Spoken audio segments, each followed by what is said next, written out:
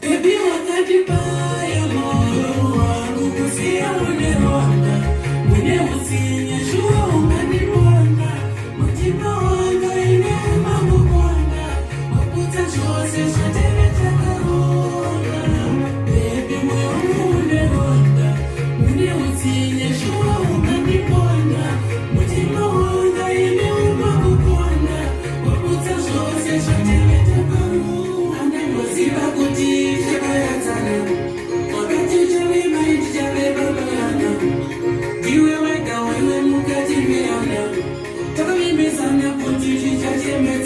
Oyo.